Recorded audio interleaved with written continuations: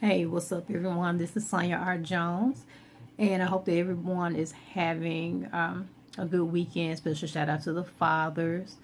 Happy, well, I guess by the time you see this video, it'll be Monday. Happy belated Father's Day. So, if you hadn't noticed by now, I always pre record my stuff. So, like, today is actually Sunday. Um, as you can see, I think this summer, you guys, I know I said I was going to do in the blog probably a mixture of podcasts and videos, but I kind of feel like it's going to be towards the video route. So, of course, if anything changes, I'm definitely going to let you know. And I'm pretty much, allowing the Lord to speak to me as far as what to talk about every week, via video or what have you. And so this particular week, I wanted to talk about teaching lessons. And I'm just so excited about all the musicians that I see now that are branching out to that particular venture. And especially for musicians, that's a great opportunity for you to not only step up your game as a musician, because if you're going to teach other people your craft, of course, you need to make sure that you are solid in your own skill. And also, it's a great source of income for you as well. So, I come to, speaking this as, a veteran in this aspect. I've been teaching piano lessons since 2006, and I stopped in 2014. And even with my private studio, I taught more piano than I did flute.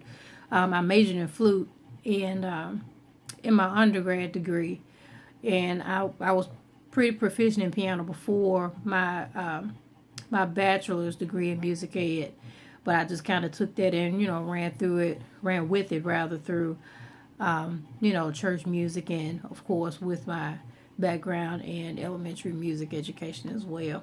So I want to give you 4 tips to all of you musicians that are also teaching private lessons. And if the Lord says so later on, maybe we might make this into a podcast series as well. But the first thing, if you are deciding to teach lessons, is to know your limits. You know that you can't teach anything, especially in the realm of teaching lessons. You want to make sure that you're teaching what you're comfortable with, so you can be seen as an expert and not as a novice. Okay, if you know that, as far as if you're comfortable only teaching beginner piano, right, which is probably maybe to a level 2 or 3, keep it as such. Don't try to teach anybody at level 6. And if they ask you a question and you're like, oh, I gotta get back to you, that's just kind of taking bits and pieces of your credibility from that student and also that parent as well. So teach what you're comfortable with and be all right with that. I would rather you have a strong set of beginners.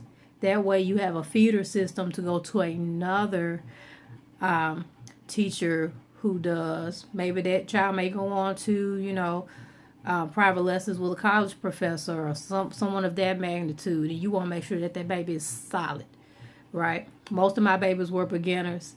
And I'm here to tell you, even with my babies that didn't take private lessons with me, but also in elementary education, if I didn't teach them anything else, I taught them music elements and note reading.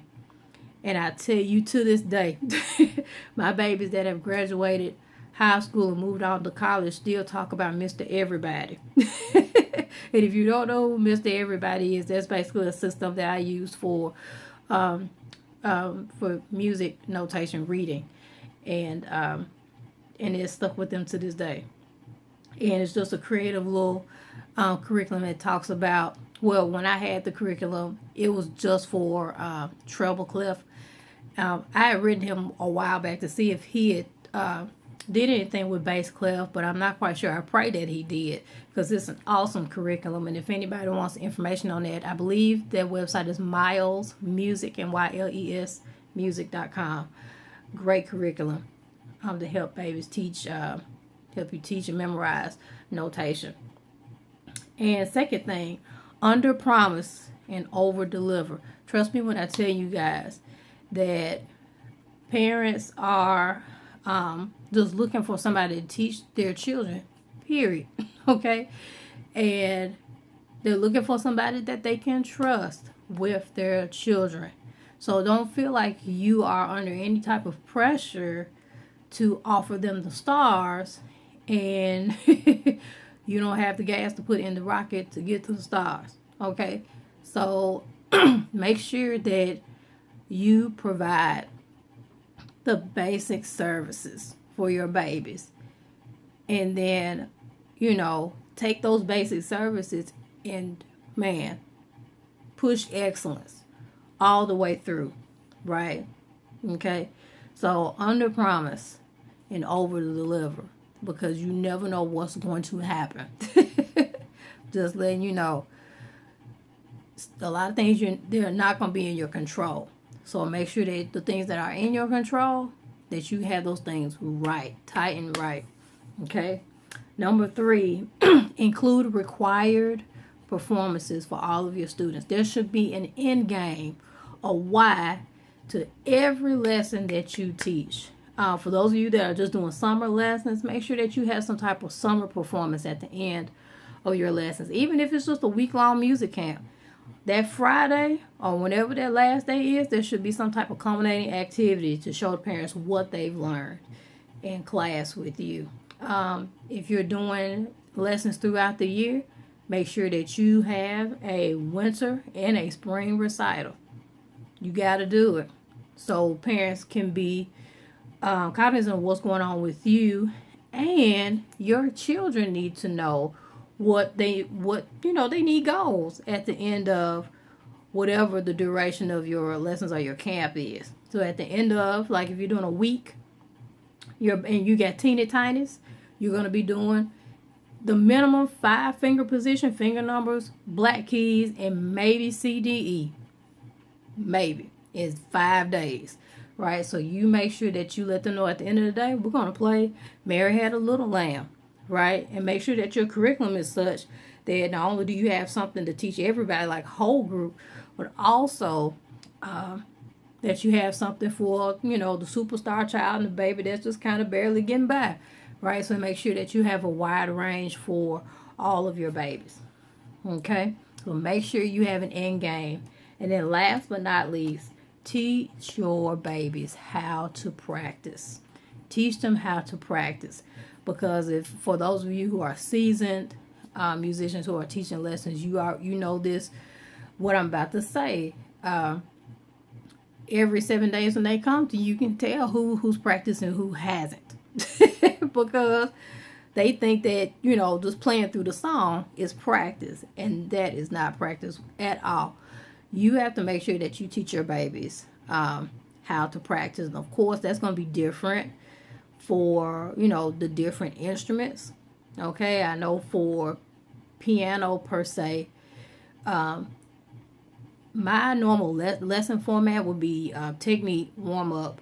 You would have your lesson book, the songs in your lesson book, your theory. If we had time, we would do it in class, but not that would be for homework. And then you have your repertoire, right? Songs outside of the book. And so you have to make sure, as far as how they know to practice, for me, I taught that process within their lesson book, the songs that they use in their lesson. And you have to make sure that you teach them it's a process to learning a song, not just playing it straight through, right? Have you mastered the rhythm of that song? Do you know all of your notes, right? The articulation within the song, the slurs, staccatos, all that. And also the dynamics within the song. That's how I taught my babies. Know your notes, get your rhythm, articulation, and then dynamics. Once you've tackled all those individually, then you can put that puppy together. That, to me, that's how you practice. Because you have to make sure that you're teaching it from those elements, as well as, from the music as a whole. Just because you just play through a song, doesn't mean squat, because you can play through a song and play it all wrong, right? If your babies don't have metronomes, shame on you. They all should have metronomes, either on the computer, free app, somewhere. because that's crucial. That is crucial for your lessons. And also as well, I know most metronomes have the pitch element so they can, tune and stuff like that. For piano people, that won't be an issue. But if you're teaching any of, saxophone, violin, flute, things like that, your babies need to know how to tune and what to look for and what to expect. So teach your children how to practice, because I promise you, regardless of what instrument they play, excuse me, those fundamentals will carry them through wherever. Like with me, I started on piano in 3rd grade. By the time I got to junior high school, I came off the piano, did flute from 6th to 12th grade, and then I picked piano up just enough to get through undergrad to skip out of the piano proficiency course, but I still had to take, a couple more classes of piano for the degree sake. And I just kind of took that puppy and ran with it. So the things that I learned in piano, I was able to carry on through band and so forth. So teach your babies how to work smart, right, and not hard.